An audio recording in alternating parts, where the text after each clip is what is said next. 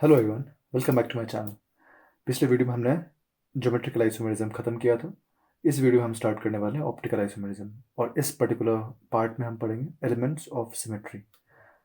अब element of symmetry बहुत ही important है।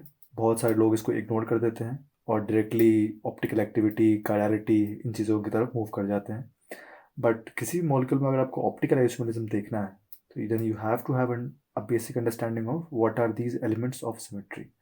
अब होते क्या है ये? It can be a point, a line, or a plane in any molecule with which the molecule can show optical activity। ठीक है, तो इनको पढ़ना बहुत इंपॉर्टेंट है। सबसे पहले हम पढ़ने वाले हैं plane of symmetry, that is POS। अब ये क्या है? ये एक इमेजिनरी प्लेन होगा किसी भी मॉलिक्यूल के अंदर, ठीक है, जिससे मॉलिक्यूल दो इक्वल पार्ट में डिवाइड हो जाए इन सच अ वे in such a way that those two parts are identical as well as mirror image of each other। ये दोनों कंडीशन सेटिस्फाई होने बहुत ज़रूरी है। सिर्फ आइडेंटिकल होना काफ़ी नहीं है, मिरर इमेज भी होना ज़रूरी है। अब देखो, जैसे हमने यहाँ एक इक्विलैटरल ट्रायंगल ले लिया, ठीक है। अब हम ये इसको अगर इस तरीके से एक प्लेन से कट करें,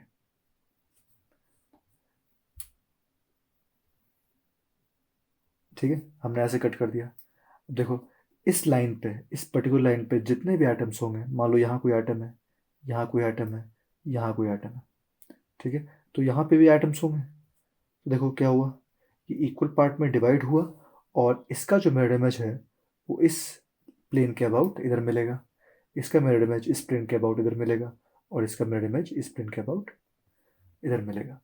तो हम क्या बोल सकते हैं? This is a plane of symmetry. Similarly हम इसे भी बोल सकते हैं एक प्लेन ऑफ सिमेट्री। सिमिलरली हम इसे भी बोल सकते हैं एक प्लेन ऑफ सिमेट्री। तो ये सभी क्या हो गए? POS। क्लियर है? चलो आगे बढ़े। यहाँ बात करें तो यहाँ देखो, यहाँ हो जाएगा ये हमारा प्लेन ऑफ सिमेट्री, ठीक है। फिर ये हो सकता है प्लेन ऑफ सिमेट्री, फिर हम ये बोल सकते हैं प्लेन ऑफ सिमेट्री, ये भी हो सकता है प्लेन ऑफ सिमेट्री, ठीक है। ये सभी क्या है? हमारे POS। POS, POS, POS and POS, ठीक है। अब किसी सर्कल में सेंटर से पास करने वाले जितने भी डायमीटर्स होंगे वो सभी क्या होंगे? POS। यानी बहुत सारे हो सकते हैं, यहाँ पे इन्फिनाइट POS पॉसिबल है। यहाँ बात करें तो देखो, ये हमारा हो जाएगा POS, यानी हर एक वर्टेक्स से सामने वाले साइड को मिड पॉइंट पे कट करने वाला क्या होगा? एक POS होगा, ठीक है। ये सभी क्या है? POS, POS, POS, POS and POS, ठीक है। अगर बात करें हेक्सागन में तो ये एक POS यहाँ, ये भी POS, ये भी POS, ये भी POS, एक और ये लास्ट, ठीक है। अब देखो, जैसे हमने बात करी किसी 4 मेंबर रिंग के अंदर, तो यहाँ कितने हैं? 4। 5 में बात करें तो यहाँ 5, यहाँ बात करें तो 6, ठीक है। नंबर से कोई फ़र्क नहीं पड़ता, POS प्रेजेंट है या नहीं है, आपको बस ये आइडेंटिफाई करना है किसी भी मॉलिक्यूल के अंदर।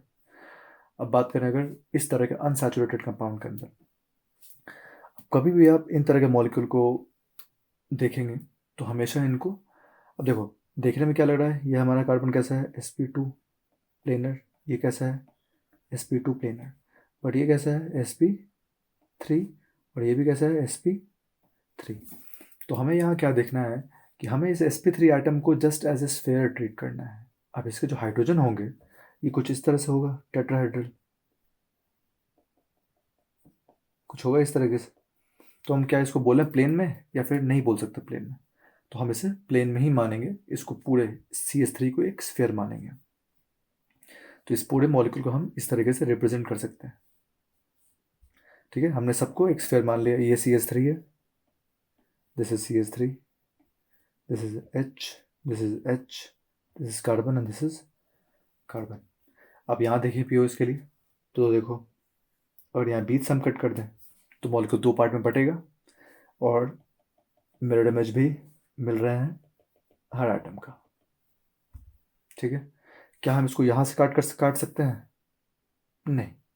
उससे क्या होगा, CH3 के सामने CH3 का मिरर इमेज नहीं मिल रहा, तो ये हमारा पीओएस नहीं है। पर ये हमारा पीओएस है। अब देखो यहाँ CH3 को एक स्फीयर मानने का ज़रूरत क्या था, उसके बारे में बात करते हैं। अब यहाँ पर एक पीओएस तो हमें ये मिल गया, एक पीओएस हमारे पास ये मिल गया। अगर मैं बात करूँ कि इसमें और कितने पीओएस हो सकते हैं, तो इसमें एक और पीओएस होगा। वो कौन सा होगा? वो होगा इस मॉलिक्यूल का प्लेन, क्योंकि ये कैसा है, एक प्लेनर मॉलिक्यूल है।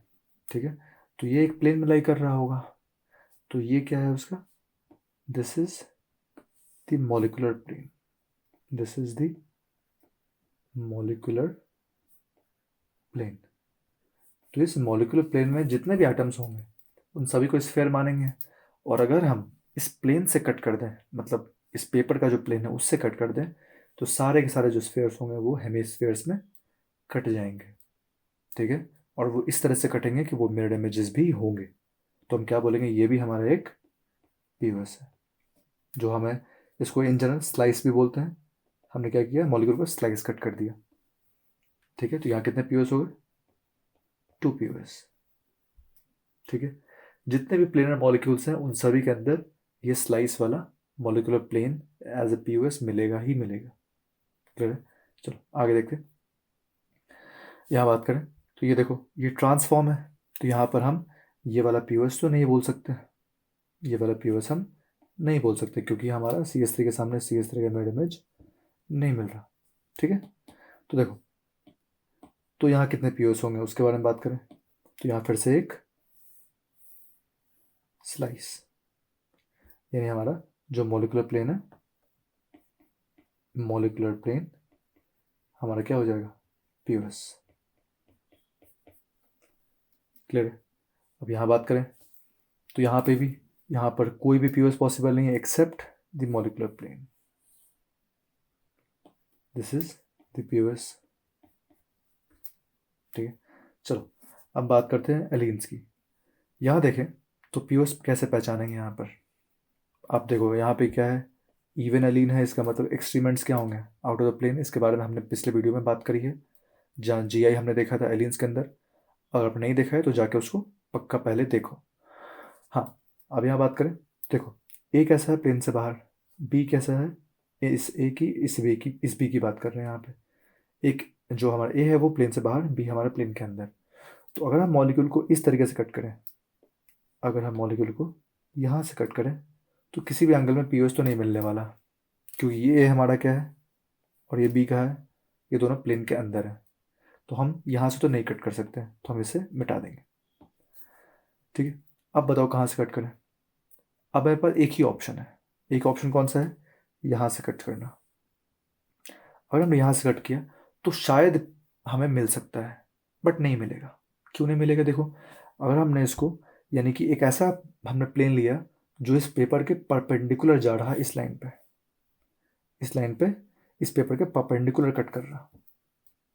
ठीक है, तो देखो प्रॉब्लम क्या होगी, ए के सामने बी आ गया, हाफ में तो कटा नहीं है, इक्वल पार्ट में तो पहले कटना चाहिए, तो ये नहीं कटा, तो ये हमारा पीओएस यहाँ पर नहीं हो सकता। क्लियर है? अगले मॉलिक्यूल को देखें। अब यहाँ देखो, अगर यहाँ हम इस तरीके से कट करें, ठीक है, तो यहाँ फ़ायदा क्या है, यहाँ पीओएस मिल जाएगा हमें। वो क्यों मिलेगा, देखो ये जो प्लेन है हमारा वो कैसा है, परपेंडिकुलर टू दी पेपर, इस लाइन के अबाउट, इस लाइन के about perpendicular to the paper. उससे कट करेंगे तो देखो ए के सामने ए मिल जाएगा। ठीक है, ये दोनों के यहाँ स्फेयर से ऐसे ही रहेंगे, स्फेयर के फॉर्म में। अब देखो ये ए और ये बी, एक पेपर के ऊपर एक पेपर के नीचे, वो दोनों कैसे होंगे, इस लाइन के ही ऊपर लाइन करेंगे। तो दिखाने में हमें ऐसे दिख रहा है, ये एक तो बिल्कुल यहाँ होगा और एक उसके जस्ट नीचे होगा। तो दोनों स्फेयर क्या होंगे, हेमिस्फेयर में कटेंगे, इस प्लेन के अबाउट हेमिस्फेयर में कटेंगे तो इक्वल पार्ट में कटे, इस तरीके से कि वो मिरर इमेज भी होंगे। तो यहाँ पे पीओएस मिलेगा हमें कितना, एक। अगले मॉलिक्यूल की बात करें तो यहाँ देखो, यहाँ बात करें तो यहाँ कैसे हमें पीओएस मिलेगा, अगर मिलेगा तो देखो यहाँ पे एक पीओएस है, वो कैसा है, वो है हमारा मॉलिक्यूलर प्लेन। अब ऐसा क्यों? अब देखो यहाँ पे ए और ये ए, एक प्लेन के ऊपर एक प्लेन के नीचे, ठीक है, और ये बी, ये तो प्लेन में है, तो हमें जो सिमिलर नहीं है उनको आप हेमिस्फीयर में काट सकते हैं, उनको ही काटना पड़ेगा हेमिस्फीयर में हमें। तो इन दोनों स्फीयर्स को, ए और बी को, हम हेमिस्फीयर में कट कर देंगे, तो इक्वल पार्ट में भी कटेंगे और मिरर इमेज भी होंगे एक दूसरे के। और ए और बी, ए और ए, ये दोनों क्या है, एक ऊपर एक नीचे। जब आप कट करोगे तो एक आपके तरफ आएगा यानी पेपर के ऊपर, एक नीचे गिरेगा पेपर के नीचे। तो यहाँ पीओएस मिला हमें, ठीक है। तो पीओएस कितने मिला हमें, एक मिला पीओएस। अब बात करें ऑड एलिन्स की। तो ऑड में हमें पता है एक्सट्रीमेंट्स क्या होते हैं, एक प्लेन में होता है। तो यहाँ क्या बोलेंगे हम, यहाँ हम बोलेंगे कि हमारा एक पीओएस होगा कौन सा, ये सेंटर से लाई करने वाला, ये हमारा क्या हो जाएगा, पीओएस। यानी कितने पीओएस है यहाँ पर, एक पीओएस, ठीक है। अगली बात करें तो यहाँ देखो, और हाँ ये प्लेन में है, एक और तो यहाँ होगा कौन सा, स्लाइस, यानी मॉलिक्यूलर प्लेन। तो यहाँ एक नहीं, यहाँ पर कितने होंगे, दो पीओएस, ठीक है। अब देखो इसके ट्रांस वाले फॉर्म की बात करें तो देखो यहाँ पर, यहाँ ये वाला पीओएस नहीं हो सकता। क्यों नहीं होगा, क्योंकि ए के सामने बी मिल रहा, हमें तो नहीं चाहिए ऐसा। हमें क्या चाहिए, ए के सामने क्या मिलना चाहिए, ए मिलना चाहिए। तो हम क्या बोलेंगे, यहाँ पर सिर्फ एक पीओएस होगा कौन सा, स्लाइस, ओनली वन। अगली बात करें, यहाँ पे सारे ही सारे डिफरेंट है, तो यहाँ पे भी क्या करेंगे हम, बिना देखे एक ही बोलेंगे कौन सा, स्लाइस, क्योंकि प्लेनर मॉलिक्यूल है। जितने भी प्लेनर मॉलिक्यूल होंगे उसमें एक ही पीओएस होगा, अगर कोई भी एलिमेंट ऑफ मतलब कोई भी सिमिलैरिटी नहीं है उसके अंदर तो, ठीक है। एक तो होगा ही, मिनिमम एक होगा।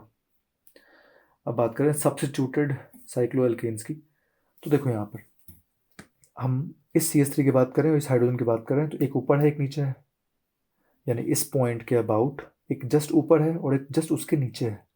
तो हम क्या बोलेंगे, ये हमारा हो जाएगा प्लेन ऑफ सिमेट्री। उससे क्या हुआ, हर एटम इक्वल पार्ट में कट गए और मिरर इमेज भी मिल गया। ये CH3 और ये हाइड्रोजन हेमिस्फीयर में कटेंगे यहाँ पर, क्यों, क्योंकि एक जस्ट ऊपर है उस प्लेन के, एक जस्ट नीचे है, दोनों स्फीयर क्या होंगे, हेमिस्फीयर में कट जाएंगे। और कौन कौन से आइटम हेमिस्फीयर में कटेंगे, देखो जरा, ये कार्बन कटेगा हेमिस्फीयर में, बट ये कार्बन और ये कार्बन हेमिस्फीयर में नहीं कटेंगे, क्योंकि वो उस प्लेन पे लाई नहीं कर रहे। दिस वन और ये दोनों कटेंगे हमारे हेमिस्फीयर में। चलो यहाँ बात करें तो यहाँ पे भी सेम चीज़, इस तरीके से आप कट कर सकते हो एक पीओएस, ठीक है। लेकिन यहाँ एक और पीओएस होगा कौन सा, मॉलिक्यूलर प्लेन, ठीक है। क्यों, क्योंकि अगर हमने मॉलिक्यूलर प्लेन से कट किया, मतलब इस पेपर के प्लेन से कट कर दिया, तो ये CH3 और ये CH3, ये दोनों नहीं कटेंगे हेमिस्फीयर में, ठीक है। इस पीओएस के अबाउट यहाँ कितने पीओएस होंगे, यहाँ दो पीओएस होंगे, ठीक है। इसके अबाउट, अगर इस पीओएस के अबाउट बात करें तो ये दोनों CH3 कटेंगे हेमिस्फीयर में, और इस पीओएस के अबाउट बात करें तो नहीं कटेंगे, ठीक है। ये थोड़ा 3 डायमेंशनल है, आपको विजुलाइज करना पड़ेगा। अगली बात करें तो यहाँ देखो, यहाँ हम इस तरीके से कट कर सकते हैं पीओएस, ठीक है, और कोई तरीका नहीं है हमारे पास। यहाँ बात करें तो यहाँ नहीं कट कराएंगे, यहाँ कोई पीओएस नहीं होगा। सोच के देखो कैसे कट करेंगे इसको, यहाँ से कट करेंगे, ठीक है। तो H के सामने क्या मिल जाएगा, CH3, जो कि हमें नहीं चाहिए। हमें क्या चाहिए, H के सामने H चाहिए था। अगली बात करें तो देखो यहाँ पीओएस होगा कौन सा, एक तो ये हो जाएगा और दूसरा ये हो जाएगा। अब ये जो इसको बोलने का मतलब क्या है, परपेंडिकुलर टू दी प्लेन, और ये भी कैसे है, परपेंडिकुलर टू दी प्लेन, ठीक है। यहाँ बात करें तो यहाँ ये वाला तो पॉसिबल नहीं है। हाँ, इसके बारे में बोल सकते हैं हम, ये हमारा पीओएस हो जाएगा। यहाँ दो मिलेंगे और यहाँ पर एक ही मिलेगा। अब ऐसा क्यों? देखो, यहाँ क्या हो रहा है, इसमें बात कर रहे हैं, इसमें क्या हो रहा है कि अगर आपने इसको पीओएस माना, अगर आपने इसको पीओएस माना होता तो क्या होता? ठीक है, उससे होता है कि एच के सामने क्या मिल रहा होता? CH3, जो कि हमें नहीं अलाउड है। तो हम क्या करेंगे यहाँ पर, हम इसे मानेंगे पीओएस। उससे क्या होगा, ये CH3, ये हाइड्रोजन, ये हाइड्रोजन, ये CH3, सभी क्या होंगे, हेमिस्फेयर में कट जाएंगे और ये पूरा मॉलिक्यूल दो इक्वल पार्ट में कट जाएगा, इस तरीके से कि दोनों पार्ट क्या होंगे, आपस में मिरर इमेजेस होंगे। तो कितने पीओएस होंगे यहाँ पे? एक। अगला एग्जांपल देखें, यहाँ देखो, तो यहाँ देखो ध्यान से, हम ऐसे कट कर सकते हैं मॉलिक्यूल को, ये हमारा पीओएस हो सकता है। क्यों? क्योंकि देखो Br और Cl ये दोनों तो सेम नहीं है, तो हम इन दोनों को हेमिस्फेयर में कट करेंगे, मतलब हम इस तरीके से कट कर दें इसको पूरा। ठीक है, तो यहाँ से दो पार्ट में ये पार्ट इधर गिरेगा और ये पार्ट उधर जाएगा, और ये Br और Cl भी हाफ हाफ पार्ट में कटेंगे, एक उस तरफ एक इस तरफ, दोनों पार्ट क्या होंगे, इक्वल और आपस में मिरर इमेजेस। ठीक है, चलो यहाँ देखो, यहाँ क्या होगा, यहाँ हम इस तरीके से कट कर सकते हैं, फिर से ये क्या हो जाएगा हमारा पीओएस। ठीक है, अब देखो एक और एग्जांपल देखो यहाँ पे, मान लो आपने एन ले लिया, कोई लेटर ले लिया एन, अब यहाँ पूछेगा पीओएस बताओ इसके अंदर, तो क्या यहाँ पीओएस है? नहीं है, यहाँ पीओएस नहीं है। देखो कैसे नहीं है, अगर आपने मान लो इसको ऐसा बना दिया,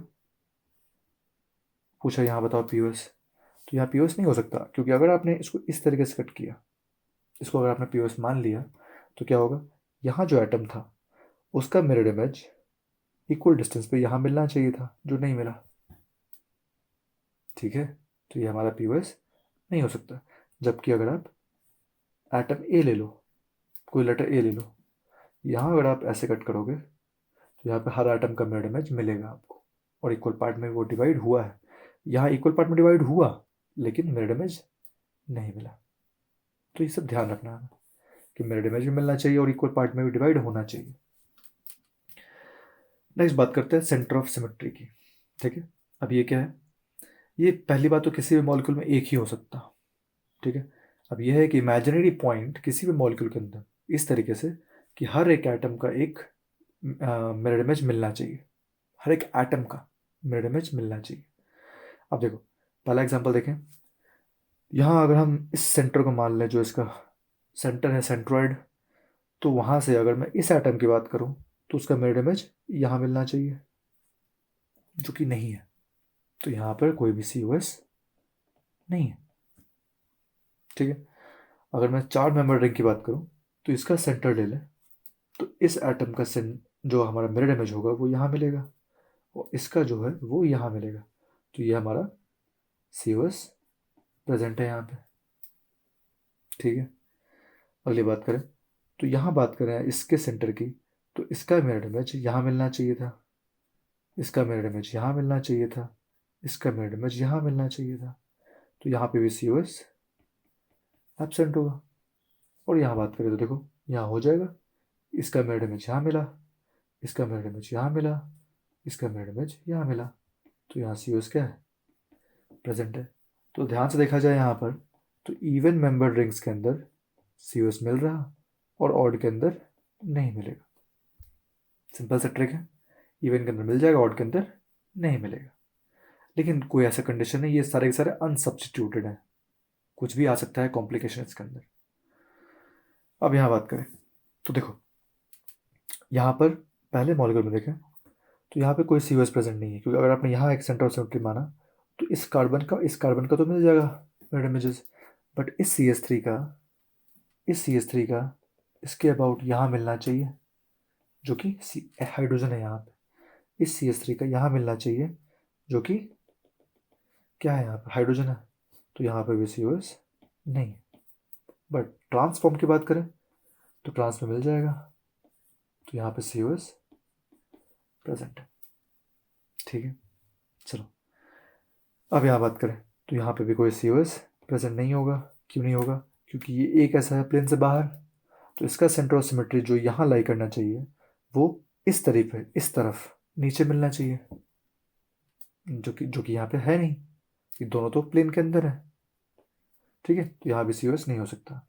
यहाँ बात करें तो यहाँ पर हमारा सी पॉसिबल है कहाँ, यहाँ। क्यों? क्योंकि इससे इस बी का मिरर इमेज यहाँ, इस ए का मिरर इमेज यहाँ, इस कार्बन का मिरर इमेज यहाँ, और इस कार्बन का मिरर इमेज यहाँ। यहाँ सी प्रेजेंट। ठीक है, चलो आगे बढ़े। अब बात करते हैं एक्सिस ऑफ सिमेट्री की। तो ये क्या है? ये एक इमेजिनरी एक्सिस है जिसके अबाउट आप स्ट्रक्चर को रोटेट करते हो। पहले रोटेट करते हो, उसके बाद स्ट्रक्चर अगर रिपीट होता है तो उस एक्सिस को क्या बोलते हैं हम? Axis of symmetry. इसे हम रिप्रेजेंट करते हैं CN से, where n is equals to 360 by theta. Theta क्या है? वो मिनिमम एंगल है जिससे आपने रोटेट किया है मॉलिक्यूल को। अब देखो, यहाँ रोटेशन दो तरीके से पॉसिबल है। एक तो मॉलिक्यूल के परपेंडिकुलर एक लाइन ले लो जिसके अबाउट रोटेट करो उसको, और दूसरा मॉलिक्यूल के प्लेन में एक ऐसा लाइन रख दो जिसके अबाउट आप उसको फ्लिप कर सको। यानी एक रोटेट कर जाओ या फिर उसको फ्लिप कर दो, दोनों ही तरीके से कर सकते हैं। देखते हैं। अगर हम बात करें पहले रोटेशन की, तो हमने यहाँ एक ट्रायंगल ले लिया, उसके अबाउट हमने ये सेंटर ले लिया उसका, इसके अबाउट रोटेट कर रहे हैं उसको। जस्ट लाइक अब ड्राइविंग कर रहे होते हैं तो स्टीयरिंग व्हील को रोटेट कर रहे होते हैं, तो स्टीयरिंग कर रहे हैं। यानी कि ये हमारा क्या है? परपेंडिकुलर एक लाइन है इसके मॉलिक्यूल के, वहाँ रोटेट कर रहे हैं। और अगर हम रोटेट किया इसको इस तरफ 60 डिग्री से, सॉरी 120 से, तो क्या हो जाएगा? देखो, जो यहाँ 1 है वो यहाँ आ जाएगा, यहाँ 2 आ जाएगा, और यहाँ पर 3 आ जाएगा। सॉरी, ये 1 होगा, देन ये 2 हो जाएगा, और ये 3 हो जाएगा। सेम मॉलिक्यूल बना। इस मॉलिक्यूल में फिर से रोटेट करना है 120 से, तो फिर क्या बन जाएगा? यहाँ 1, यहाँ 3, और यहाँ पर 2। तो देखो क्या हो रहा है, मॉलिक्यूल बार बार रिपीट हो रहा है 120 पे रोटेट करने पे। तो हम क्या बोलेंगे यहाँ पर कि n की जो वैल्यू है वो क्या है? 360 बाई 120। क्या हो जाएगा? 3। यानी कि C3 एक्सिस ऑफ सिमेट्री यहाँ पर प्रेजेंट है। या फिर हम क्या बोल सकते हैं उसको? 3 फोल्ड। इसे हम क्या बोलेंगे? 3 फोल्ड एक्सिस ऑफ सिमेट्री। ठीक है, अब देखो, अगर हमने 60 से किया होता तो क्या बन जाता? 60 से करने पे क्या बन जाता? कुछ इस तरीके का बन जाता। ठीक है, जो बिल्कुल भी सेम नहीं है इस मॉलिक्यूल के। तो हमें ये नहीं चाहिए था, हमें बिल्कुल एग्जैक्ट मॉलिक्यूल बनना चाहिए, जैसा है वैसा ही बनना चाहिए। कोई रोटेशन पॉसिबल नहीं है उसके अंदर, मतलब रोटेशन नहीं होना चाहिए, एग्जैक्ट मॉलिक्यूल मिलना चाहिए हमें। अब बोलोगे सर ये तो ट्रायंगल है, फिर तो 1 डिग्री भी करेंगे तो बन जाएगा, 2 भी करेंगे तो बन जाएगा, 1.1 करेंगे तो भी बन जाएगा। वैसा अलाउड नहीं है। अलाउड क्या है? वही एंगल जिससे मॉलिक्यूल हूबहू रिपीट हो जाए। मैं इस मॉलिक्यूल को, इसको उठा के इसके ऊपर रख दूँ तो क्या कोई डिफरेंस होगा? नहीं होगा। वैसा बिल्कुल एग्जैक्ट कॉपी। अब देखो, अगले एक्सिस की बात करें तो देखो यहाँ पर अगर हमने ये एक लाइन ले लिया, उसके अबाउट ऐसे फ्लिप कर दिया इसको, जैसे चपाती चपाती बनाते हैं तो उसको हम क्या करते हैं? फ्लिप कर देते हैं। पलट दिया हमने, वैसे ही इसको फ्लिप कर देना है। इसको फ्लिप कर दिया तो क्या बन जाएगा? 1 तो यही होगा, 1 तो उसी पॉइंट पर रहेगा, 2 3 से, और 3 2 से हो जाएगा क्या? एक्सचेंज। तो हमने कितना डिग्री से इसको रोटेट किया, जरा सोचो। हमने इसको किया 180 से फ्लिप, हमने 180 फ्लिप कर दिया उसको। तो क्या हो जाएगा यहाँ पर? n की वैल्यू 360 बाई 180, तो क्या हो जाएगा? 2। ठीक है, तो क्या हो गया यहाँ पर? C2 एक्सिस ऑफ सिमेट्री, या फिर ऐसे क्या बोलेंगे? 2 फोल्ड एक्सिस ऑफ सिमेट्री। अब आपसे पूछेगा मॉलिक्यूल के अंदर कितने 2 फोल्ड है, कितने 3 फोल्ड है, तो आप पहचान सकते हो। ठीक है, अब देखो, किसी भी मॉलिक्यूल में एक ये चपाती वाला एक्सिस यानी फ्लिप करने वाला एक्सिस, और ये रोटेशन वाला एक्सिस यानी कि जो स्क्रू ड्राइव, मतलब आप ड्राइव कर रहे होते हैं स्टीयरिंग व्हील, वैसा एक्सिस, ये दोनों ही पॉसिबल है। लेकिन आपको हमेशा आइडेंटिफाई कौन सा करना है? सी एन की जो मैक्सिमम वैल्यू आएगी वही देखनी है आपको। सी एन की जो मैक्सिमम वैल्यू आएगी मतलब थीटा मिनिमम होना चाहिए। ठीक है, तो मान लो इस मॉलिक्यूल में साइक्लोप्रोपेन में आपसे पूछ दिया, तो अब क्या बोलोगे, C2 या C3? तो C3 हमारे अंदर क्या है, C3 एक्सिस ऑफ सिमेट्री, ना कि C2। हमेशा n की वैल्यू हम क्या लेंगे, मैक्सिमम लेंगे, ताकि थीटा क्या हो जाए, मिनिमम हो जाए। क्लियर है? चलो अब बात करें, आइडेंटिफाई करते हैं हम कुछ मॉलिक्यूल्स के अंदर AOS। ठीक है, कि C2 होगा या C3 होगा। अब देखो यहाँ बात करें तो इसके अबाउट रोटेट करें हम इसको, तो 90 डिग्री रोटेट करने पे सेम मॉलिक्यूल रिपीट हो जाएगा। ठीक है, तो क्या बोलेंगे यहाँ पर, C4 एक्सिस ऑफ सिमेट्री, यानी मैक्सिमम वैल्यू हमें क्या मिल सकती है, C4 मिल सकती है। अब आप बोलोगे सर इसके अबाउट फ्लिप कर दो, तो C2 भी तो मिलेगा, लेकिन हमें C4 देखना है मैक्सिमम वैल्यू। हाँ, काउंट कर सकते हो आप इसके अंदर कितने C4 कितने C2, लेकिन काउंट करने पे कोई क्वेश्चन नहीं आने वाला। ठीक है, आपसे पूछेगा कौन सा है, तो आप C4 बोलोगे या फिर C2 बोलोगे, तो C4 बोलेंगे हम यहाँ पर। ठीक है, चलो यहाँ बात करें, तो यहाँ देखो इस एक्सिस के बाद रोटेट कर दो, तो जो ऊपर है वो नीचे, जो नीचे है वो ऊपर हो जाएगा। ठीक है, तो क्या होगा यहाँ पर, C2 एक्सिस ऑफ सिमेट्री, हमने 180 से उसको फ्लिप कर दिया। अगली बात करें तो फिर से ऐसा रोटेशन फ्लिप कर दें इसको, तो क्या बोलेंगे, यहाँ भी C2 एक्सिस ऑफ सिमेट्री। देखो इस मॉलिक्यूल में क्या होगा, अगर इस एक्सिस के अबाउट रोटेट कर दें इसको 180 से, तो क्या बन जाएगा, CH3 CH double bond CH CH3। ठीक है, तो 180 से तो आ रहा है हमारा, तो क्या बोल देंगे इसको हम, C2 एक्सिस ऑफ सिमेट्री। ठीक है, चलो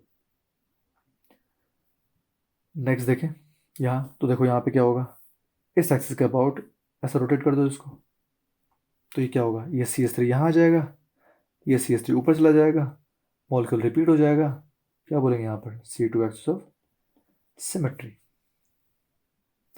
यहाँ बात करें तो इस सेंटर के अबाउट रोटेट कर दो इसको, इस तरीके से स्टीयर कर दो, तो क्या हो जाएगा यहाँ पर, C4 एक्सिस ऑफ सिमेट्री। को 90 से आप रोटेट करेंगे तो ये कार्बन इससे रिप्लेस, और ये सब इस एक दूसरे से शिफ्ट कर जाएंगे आगे एक तरफ, क्लॉकवाइज या एंटी क्लॉकवाइज, तो क्या मिल जाएगा, C4 एक्सिस ऑफ सिमेट्री मिल जाएगा यहाँ पे। नेक्स्ट बात करें अल्टरनेट एक्सिस ऑफ सिमेट्री, इसे हम लिखते हैं SN से। ये एज सच बहुत इंपॉर्टेंट नहीं है, बट स्टिल इसको जानना चाहिए। अब यहाँ क्या होता है देखो, पहले हम क्या करते हैं, किसी मॉलिक्यूल को एक एक्सिस से रोटेट करते हैं। ठीक है, अब जब रोटेशन हो गया, तो जिस एक्सिस से आपने रोटेट किया है उसको, ध्यान से सुनना, जिस एक्सिस से आपने रोटेट किया है उस मॉलिक्यूल को, उसी एक्सिस के परपेंडिकुलर एक मिरर ले लो, और जो रोटेटेड मॉलिक्यूल है उसका मिरर इमेज ले लो। ठीक है, अगर पहला मॉलिक्यूल और वो मिरर इमेज लिए हुए मॉलिक्यूल में सिमिलैरिटी आए, मतलब दोनों सेम हुए, तो वो जो एक्सिस था ना, वो एक्सिस क्या होगा आपका, अल्टरनेट एक्सिस ऑफ सिमेट्री। ठीक है, अब वो एक्सिस भी क्या होना चाहिए, मिनिमम होना चाहिए भाई। ठीक है, अब देखो समझते हैं इसको। यहाँ हमने ले लिया एक मॉलिक्यूल, इसको हम बोल देते हैं ए। ठीक है, कन्वीनियंस के लिए ए बोल देते हैं। अगर हमने इसको 180 से रोटेट कर दिया, हमने इसको क्या किया, इसके अबाउट ऐसा फ्लिप कर दिया 180 के अबाउट। ठीक है, हमने इसको फ्लिप कर दिया 180 से, तो क्या हो जाएगा, ये CH3 यहाँ आ जाएगा। ठीक है, ये हाइड्रोजन यहाँ आ जाएगा, ये CH3 यहाँ आ जाएगा, और ये हाइड्रोजन यहाँ आ जाएगा। ठीक है, इससे हमने बी बोल दिया। अब देखो ये क्या था, हमारा एक्सिस था जिसका अब हमने ऐसे रोटेट किया इसको, मतलब फ्लिप कर दिया इसको। आप इस लाइन के, यानी इस लाइन के परपेंडिकुलर एक मिरर ले लो, हमने यहाँ एक मिरर ले लिया, अब उसका मिरर इमेज ले लिया हमने बी का, तो क्या आएगा मिरर इमेज, मिरर इमेज क्या होगा, जो पास है वो पास रहेगा, यानी एच कहाँ आ जाएगा इधर, यहाँ क्या आ जाएगा, CH3, ये एच दूर है तो ये एच दूर जाएगा, और ये CH3 इधर आ जाएगा। इसे हमने सी बोल दिया। अगर ए सी के बराबर है, तो हमारा जो 180 डिग्री था वो क्या था, हमारा अल्टरनेट एक्सिस ऑफ सिमेट्री, यानी यहाँ क्या है, S2 alternate axis of symmetry.